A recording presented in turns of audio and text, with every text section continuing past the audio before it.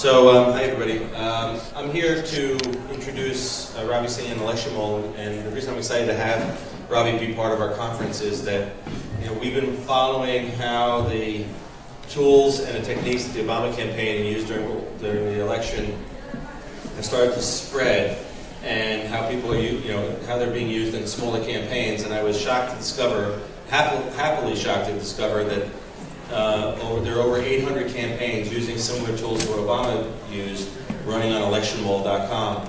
So when I heard that statistic, I insisted that Ravi come and spend a little time explaining exactly how his platform works and what he's seeing in these campaigns from around the world, because they aren't just ones that are based in the US, they're based on an international level where the political systems are clearly different, but the dynamics of people wanting to connect to each other are still the same. So I appreciate the fact that you made the time to join us this afternoon, and I'm very happy to be able to present one of the more provocative partners for the Personal Democracy Forum, Election Mole, and Ravi Singh. Thank you very much. Thank you. First of all, I wanted to thank everyone for coming. Election Mole, we have been very excited on what Personal Democracy Forum has been doing. Remember, it's literally 6 years ago, and when it first started, and I joke not when I say that when I heard that there were so many attendees this year, I think it's going to grow 10 times more by the next election cycle. And Election Mole is very happy to be part of it in the early days, and we're still continuing to be happy to be part of it. With me today, we have some distinguished individuals who have come to actually give testimonial to some of the applications we've done. In the history of Election Mole, we've never ever done this. We've always claimed to be very nonpartisan, and we said we're a technology company. However, sometimes the proof is in the pudding, and one of the things that we've seen here is that people now realize that there's no magic software that wins an election. The messenger and the message is just as important. And what we've done here at Election Mole is introduce something that I would like to go through. Michael will be pressing here the buttons for me. And we've basically gone ahead and simplified all our solutions into a one-stop shop. So I'd like to give you guys just a quick overview of some of the things that we've been doing. One of the things that we have is, the next slide, is that we are basically provide technology. Election Mole has provide technology to help raise money, build an infrastructure, provide managed online services, promote by email, text, phone, and also promotional products. One of the problems that we saw was that campaigns from school board moms to presidential candidates don't know where to get this stuff. And so we're working with third-party applications, but by creating sort of a one-stop shop model. So all of the applications at Election Mole, just like shopping at a mall, can be bought a la carte. So for example, if someone says, I have trouble raising money, I have trouble sending an email, I have trouble with my website, we can go ahead and help them. Election Mole takes great pride in this because we provide the same kind of customer service to those campaigns. Some of the bigger consultants don't want to take on these candidates. And as you guys know, city council, aldermanic races, state reps, state senators, county politics, townships, there's over 550,000 registered elections, an estimated 1.2 million candidates running. And last year alone, we saw over almost $10 billion being spent. Election Mole predicts that about $1 billion will be spent in technology services. So we see that there's a great need for this. And as technologies change, our applications are changing with the times. The next slide. One of the things we say is that every day is a campaign. Election Mole has sort of measured that the school board mom running in Iowa is much different from the school board mom running in California. So as CEO of the company, we've definitely seen a lot of changes. Our company has grown tremendously because we've seen that the needs of these candidates have changed. I'll give you a perfect example. My father now knows how to text message. He's 72 years old. I asked my dad, I said, where did you learn how to text message? He says, you know what? I don't want to talk to your mother. I just want her to warm up the food. That's my Indian dad. Okay? So, he learned to text message because he doesn't want to talk to my mom. That's a behavior. Election Mole has realized that these behaviors are changing all across the country. So in Texas, behavior is different than in California. So a school board race in California would cost maybe $30,000, $50,000 on the low end. In Iowa, it might cost maybe $2,000. So, but the needs are still the same. Next campaign. Next slide.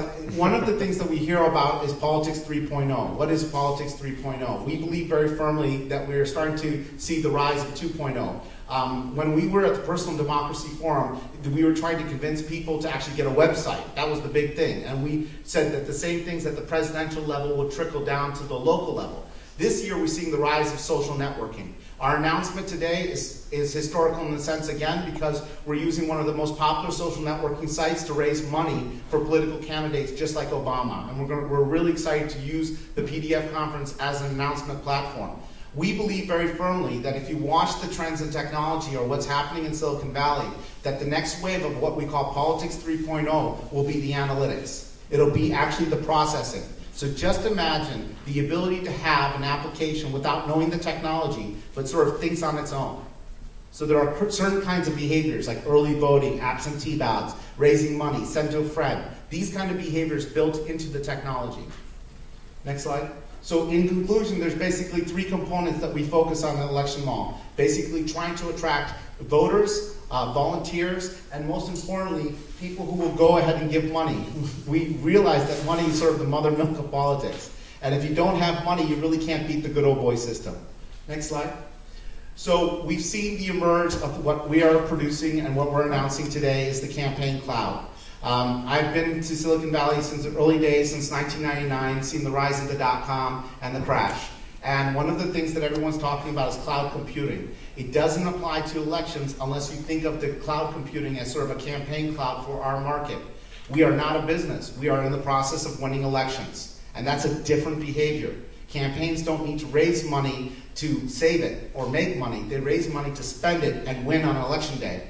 And international campaigns are coming to us all over, from Malaysia to Mexico. We had MEP races that helped us open up an office in Brussels this last year. And even in Mexico City for the July 5th elections, because one of the things that they're seeing is that they come to the United States to see if they can get the same tools that Obama used.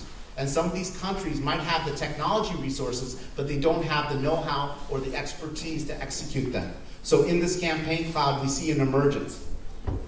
So this is our new proposal. Our fundraising, my campaign staff was laughing because I'm calling it a money bomb. And as a guy who wears a turban, I shouldn't really be saying bomb.